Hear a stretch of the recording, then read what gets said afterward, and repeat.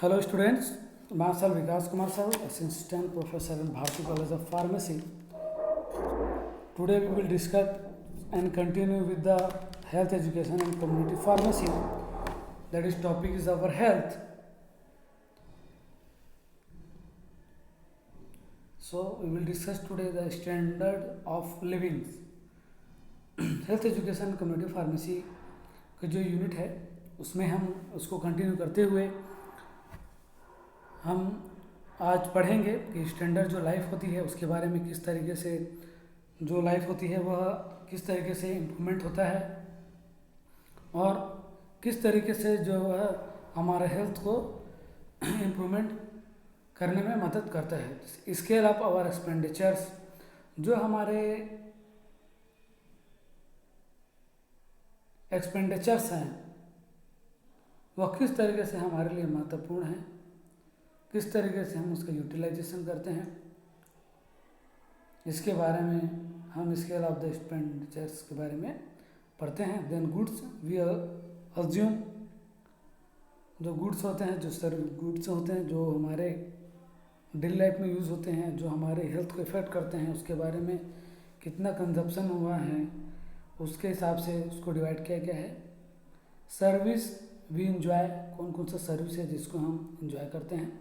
The level of education, employment status, food, dress, houses, they are also responsible for the standard livings, amusements and comfort of the modern livings. ये जो अभी जो हमारे standard life of living होता है उसमें जो है वो मुख्य भूमिका निभाता है, जो कि इनडायरेक्टली या फिर डायरेक्टली हमारे जो है वो अच्छे स्वास्थ्य को या हेल्थी बना के रखता है। Income and occupation, standard of housing, sanitation, nutrition, of level of provision of health, educational, recreational and other services may all be used individually as the measure of socio-economical status and collectively as an index of the standard of the living as per the WHO, world health organization. World health organization के हिसाब से जो standard living का definition जो है इस प्रकार जो बताया गया है, जिसमें जो हमारी जो आय है उसको ध्यान में रखते हुए उसको जो बताया गया है। उसके बाद occupation of the standard of the housing, sanitation, nutrition and the level of the provision of the health and education, recreational, other services में all the use for the individually measures by the social and economical status collectively as the index of the standard of the livings. Then level of the living, healthy, health, food consumptions, education, occupation, working condition, housing, social securities, clothing and human rights। तो जो level है standard level, वह किस तरीके से हमारे जो कौन कौन से कारक है जो हमारे स्टैंडर्ड लिविंग को इफ़ेक्ट करते हैं, जो उसको इम्प्रूव करते हैं, उसके बारे में बताया गया है। जो कि हेल्थ है, हेल्थ सबसे पहला लिया गया है, जिसमें अगर हमारा हेल्थ सही है तो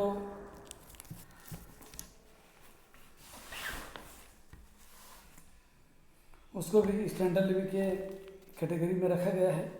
और फूड कंजप्शन, क्या क्या हम जो खाना खाते हैं उसको रखा गया है। एजुकेशन, किस प्रकार से जो हमारा एजुकेशन है, लाइफ स्टाइल है, उसको जो है रखा गया है।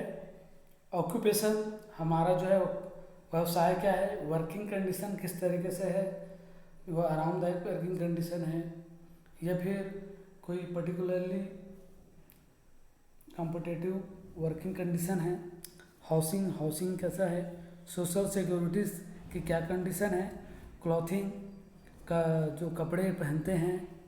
ह्यूमन राइट्स, और जो है मानवाधिकार जो है वो लेवल ऑफ द लिविंग के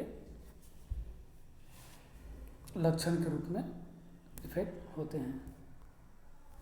then quality of life, according to the WHO, the condition of life resulting from the combination of effect of complete range of factors such as those determining the health, happiness, education, social and intellectual entertainments, freedom of action, justice and freedom of expression।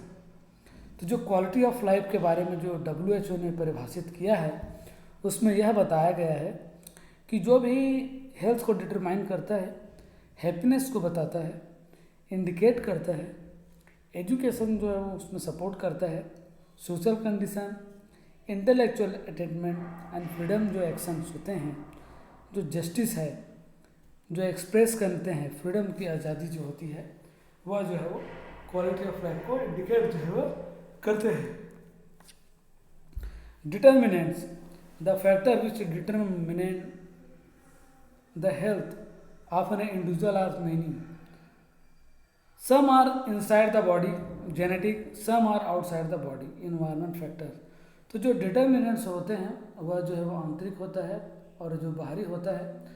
जो आंतरिक होता है वो particularly person के जो है वो individual शरीर में होता है, उसको इंटरनल बोलते हैं, जो जेनेटिक्स के रूप में अपना इफेक्ट जो प्रोड्यूस करता है।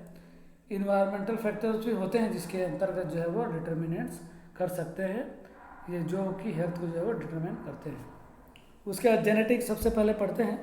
The health of a human beings is to some extended in the determined by the genetic constitutional that take place at the time of occupation. तो जेनेटिक कॉन्स्टिट्यूशन जो होते हैं वह किसी भी पर्टिकुलर में किस तरीके से, अगर इसको इस तरीके से हम डिफाइन कर सकते हैं कि जो जेनेटिक गुण हैं वह किस तरीके से किसी मनुष्य के स्वास्थ्य को प्रभावित करता है।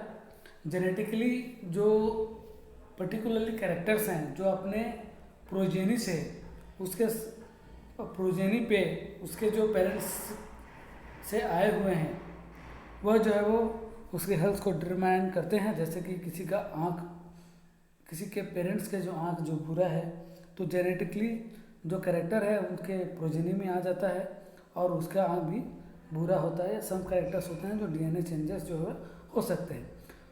ऑन्स the constitution of the gene take place it's permanent and can not be altered. और यह कुछ होते हैं जो कि परमानेंट होते हैं और जो है वो उसको बदला नहीं जा सकता। इन्वायरमेंटल फैक्टर, अब जेनेटिक फैक्टर जो कि था इंटरनल फैक्टर्स था, अब हम एक्सटर्नल फैक्टर पढ़ेंगे जिसमें इन्वायरमेंटल है। Internal environment is the constitute by the various organs and system of the body. तो internal environment of the constitution of the various organs and system of the body. The external environment is made up of the physical, जैसे बाहरी वातावरण के होने के कारण जो है आपके स्वास्थ्य को उनको से प्रभावित करते हैं या बीमार पड़ सकते हैं। जैसे फिजिकल है, जैसे फिजिकल के अंतर्गत रखा गया है एयर, फ्यूल और वायु। मतलब जो एक्सटर्नल इन्वायरमेंट होते हैं वह हमारे हेल्थ को प्रभावित करते हैं। वहाँ की चलने वाली हवाएं, मिट्टी और पानी। बायोलॉजिकल फैक्टर्स है, जैसे प्लांट है, एनिमल है, यह जो है बायोलॉजिकल फैक्टर्स के अंतर्गत रखा गया है। और सोशल मतलब कल्चरल है, बिलीव्स है, tradition are the also external environment which is directly indirectly effect our the health. Then any disturbance either in the internal or the external environments disturb the health of the individuals, जो कि जो है particularly जो individual को जो है वो effect करता है।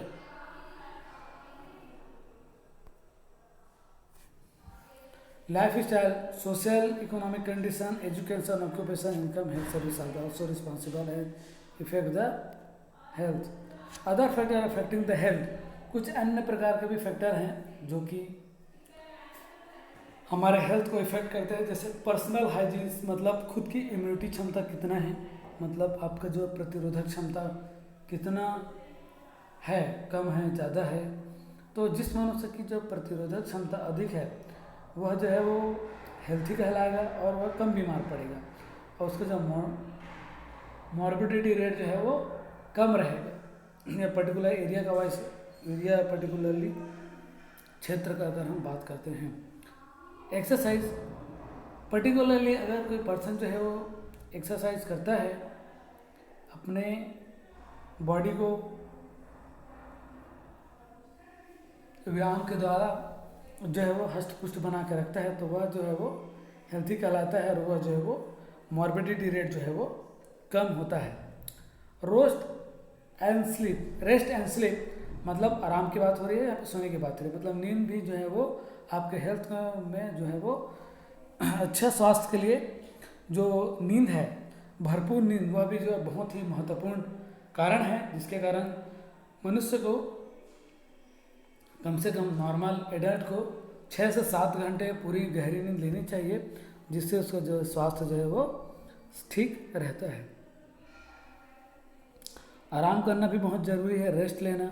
लगातार अगर कोई वर्किंग कर रहा है तो उसको मेंटली और फिजिकली दोनों प्रभावित हो सकते हैं, जिसके कारण जो है वो उसका हेल्थ जो है वो डिस्टर्ब हो सकता है।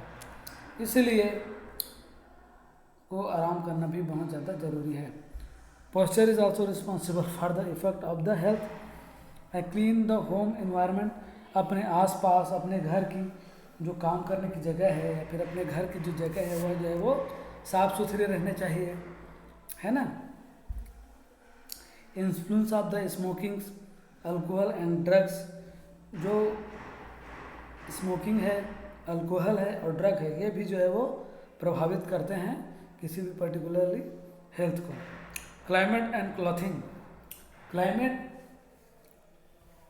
जैसे क्लाइमेट है ना, वो भी आपके स्वास्थ्य को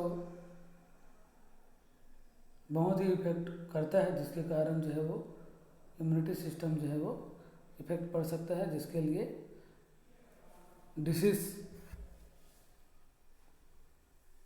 हार्मफुल हो सकते हैं या फिर एजेंट जो है वो डिसीज अलग अलग क्लाइमेट में अलग अलग डिसीज जो होते हैं। जैसे बरसात में अधिकतर देखा गया है कि वाटर से रिलेटेड डिसीज होते हैं। गर्मी में समर में यह देखा गया है कि डिहाइड्रेशन प्रॉब्लम जो हेल्थ को इफेक्ट करता है, और ठंड में जो है वो सर दर्द, सर्दी, खांसी, ये जो है वो अधिकतर जो है लोगों को प्रभावित करते हैं।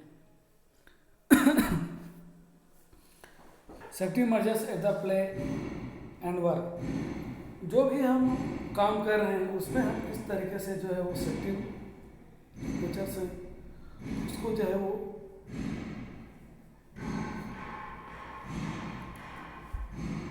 किस तरीके से जो है वो यूज़ कर रहे हैं और वह किस तरीके से इफेक्टिव है हमारे हेल्थ को लेके। और ईटिंग हैबिट्स सभी जानते हैं, जो खाओगे उस तरीके से शरीर जो है वो बनता है। उसी प्रकार eating habit is also responsible for the factor affecting the health. मतलब अगर आप सही डाइट ले रहे हैं, मेंटेन डाइट ले रहे हैं, तो आपका जो है वो शरीर जो है स्वस्थ रहेगा। जितना न्यूट्रिशन चाहिए, जितना जो है वो कार्बोहाइड्रेट चाहिए, जितना जो है प्रोटीन चाहिए, उसको अगर आप लोगे तो उसके हिसाब से जो है वो आपका जो है वो स्वास्थ्य रहेगा। और इसके अलावा अगर आप